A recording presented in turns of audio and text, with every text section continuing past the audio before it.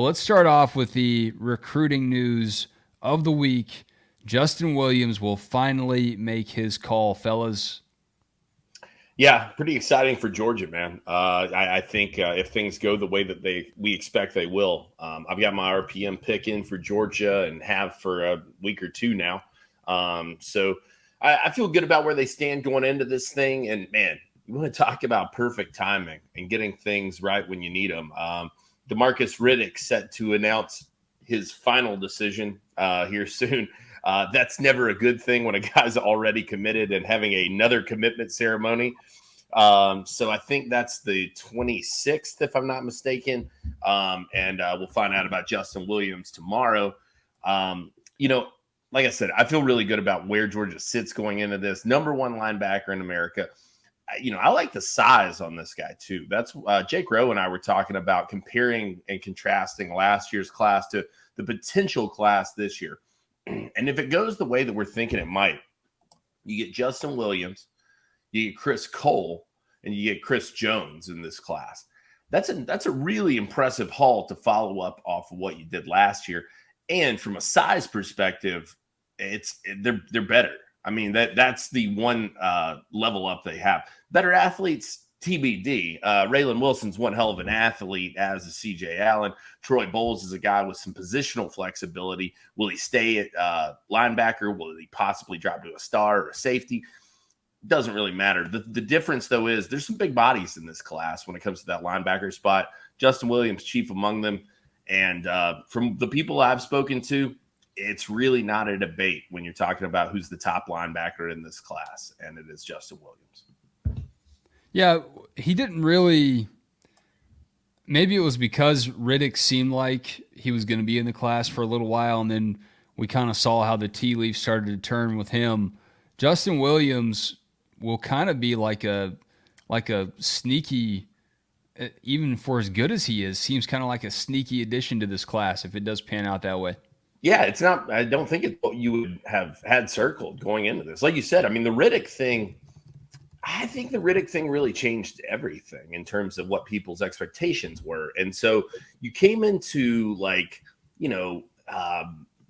March, April, May kind of thinking that you were in an okay spot, but, obviously Riddick was here in plenty from elsewhere. And I think Georgia kind of saw the writing on the wall, maybe for what it was, as to what we expect is going to happen with Riddick, and said, all right, well, where do we go now? Well, what if we turned up the heat on this guy? Then what could happen? And credit to them for that. And it's been an interesting recruitment, especially because he's not really spent a lot of time looking at the in-state options. It's not like Texas has been a major factor here. Texas A&M isn't a school you've heard a lot about. Georgia's got one kid out of Oak Ridge already in Joseph Jonah Janye for this 2024 class. And, hey, he just so happens to play with the nation's number one linebacker as well, which doesn't hurt your chances. But, to me, Williams, if they land him, as I expect they will, huge pickup for the Bulldogs, no question about it. A lot to love. And, like I said, what a pivot, man. What a good time. And, Glenn Schumann just kind of, the standard is the standard. Rich, who does his game remind you of? Because I just finished up watching his film before we got on, and it's interesting because he's listed at 6'2", 210, and it looks like he can carry a little bit more weight than that. He moves really well, regardless of how much he's weighing right now. He moves well. And so, I'm curious to see who you think he kind of plays like, because to me, and it wasn't, from a height weight perspective, it wasn't a perfect match, but kind of Quay Walker like.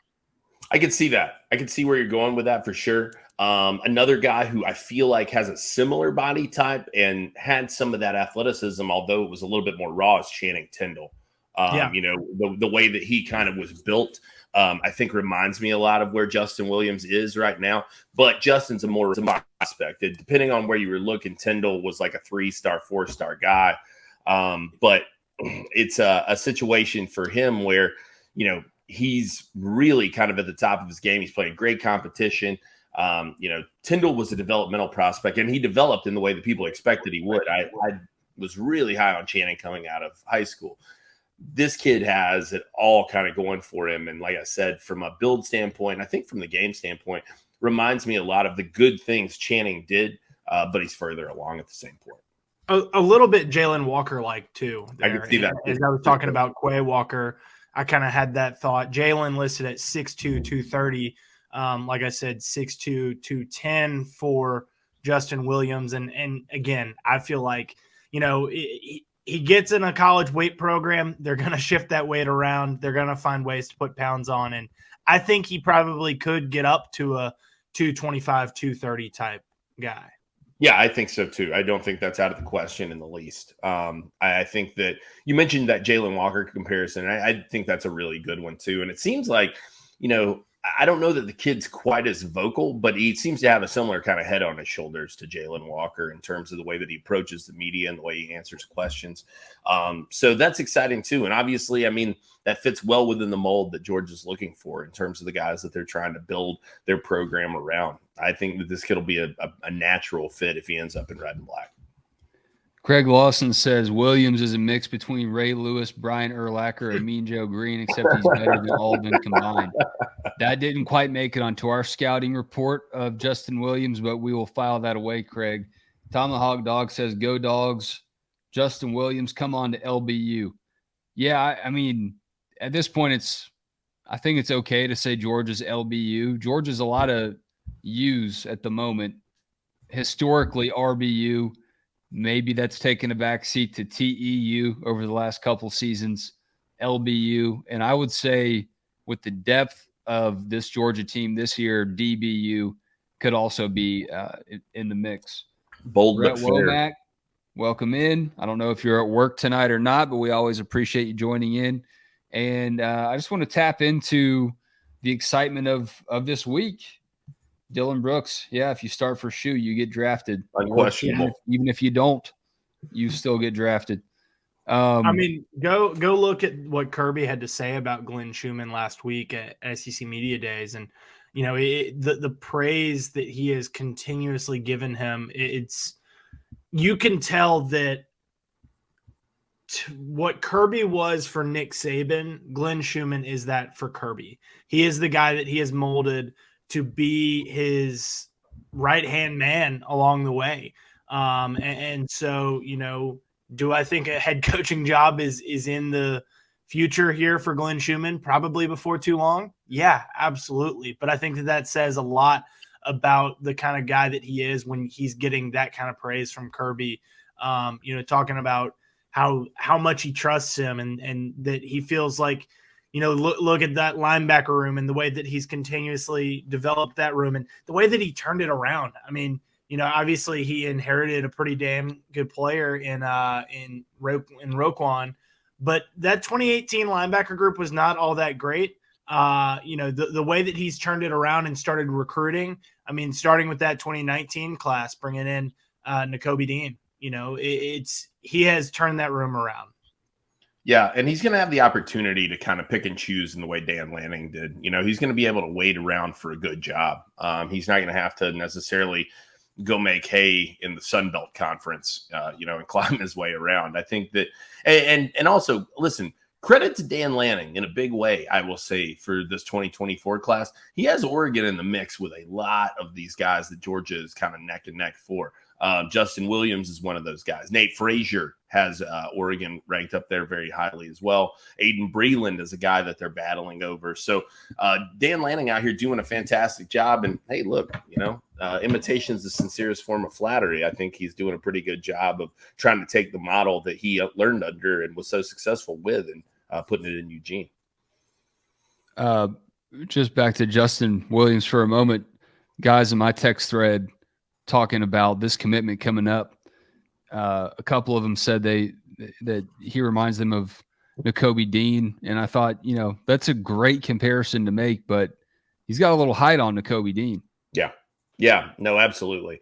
That's kind of why I went with Channing. I think that, like I said, similarly athletic, but further along in his game. From a build standpoint, though, reminds me a lot of Channing at this time in his career, and I think that that's a great place to be, man. Channing Tindall was a well-built well-built young man when he entered in Athens. So, and continue to get better from there. So I think Justin Williams, a guy you can build around. And look, too, I mean, obviously, I'm sure some people have thought about this. We haven't necessarily talked about it too much, but he and Joseph Jonah-Ajanye, if they can figure out how to get on the field at the same time, kind of early on, there's going to be a little bit of, some bond there that they're going to be able to kind of play off of each other. And it's kind of developed over the long term. I think that's pretty exciting too. You don't always get a combo like that coming out of a high school, a lineman and a linebacker who are similarly talented. Georgia with a chance to land both of those guys, and that would be huge if they did. Rusty Manziel not on the call with us tonight, but he does have an exclusive piece up at DawgsHQ.com about some recruiting buzz heading into this week. And Georgia will have some pretty talented visitors in town, and we'll have more updates on that as the week goes along.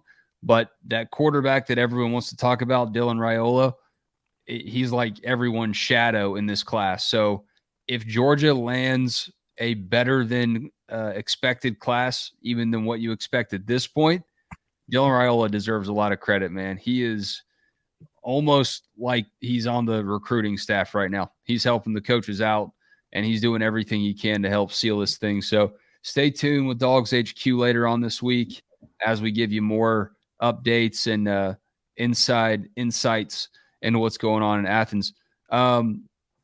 Before we move on, Roos, what are you looking forward to? What do you expect the narrative of Georgia recruiting could be this time next week? Obviously this is going to be a huge pickup. And then I think all attention turns to Williams Nwaneri and KJ Bolden switching into next week. So those are going to be obviously two of the best players in America, two top players at their position, and Nwaneri, the top player in the country, regardless, on three services. So I think that it really is a good situation where, Georgia has a chance to position itself with even more momentum. Now, regardless of how those recruitments play out, Georgia, it comes into the season with a ton of recruiting momentum. They have a chance to further that, though, based on those decisions, the decision of Justin Williams. I mean, listen, we're talking about within a span of 2 weeks, you could be talking about the number one linebacker in America, the number one safety in America, the number one defensive lineman in America. Now, I'm going 3 for 3 on that. It's tough, man. And I don't even know that I would pencil that ended today. Tough is an understatement. On top of already having the number one quarterback and the number one cornerback. Yes, indeed. So that's what I'm saying. Things are pretty good. Things can get a lot better. 3 for 3, I don't know about that, but Georgia's in the mix for all three of these guys. And I think they got a great shot, man. It would be impressive as hell if you were able to go into the season with that. And I've mentioned before, Wes, you and I talked about it once. Georgia is in a very enviable spot in the recruiting world right now going into the season, because they're going to be able to kind of sit back, evaluate the landscape, watch those senior films, watch how everything kind of plays itself out. Do they want to go out and pursue another wide receiver or something like that? And you can sit back and kind of, throw the bait out and just crank the rod and see what happens. A lot is made of what Clemson does in basically mandating that their classes get sewn up by June. Georgia's not too far behind that, though, if that's what they can do this week. When you talk about going into the football season, kind of being pretty comfortable about who you have in your class. Yeah, this is a bit unusual, though. This has not been typical of how Georgia has handled it in the past. So a different look for Kirby Smart and company heading into this year with the numbers heading into the season. Well, and he was asked about that at media days, and that was something that I was kind of planning on writing about this week. Is that this is incredibly rare. I mean, it's not exactly how they planned it. They did. It's just kind of how it worked out with all these kids wanting to make those decisions before their senior seasons. And, the guys that they've got on board, they felt like they scouted them well ahead of time. The earlier official visits, I mean, we had official visits in May for a class that was signing in December. Yep. That doesn't normally happen. And so Georgia put in that work that they went along with what the kids and the recruits were wanting to do. They wanted to visit early. They wanted to decide early.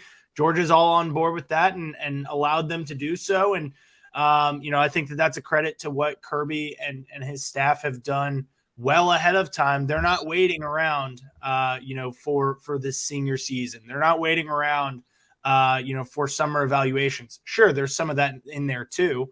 There's guys that certainly came on the radar this spring, this summer, that maybe weren't there, but they put in a lot of work ahead of time, and that's what they're doing right now. They're putting in a lot of work ahead of time with that class of 2025.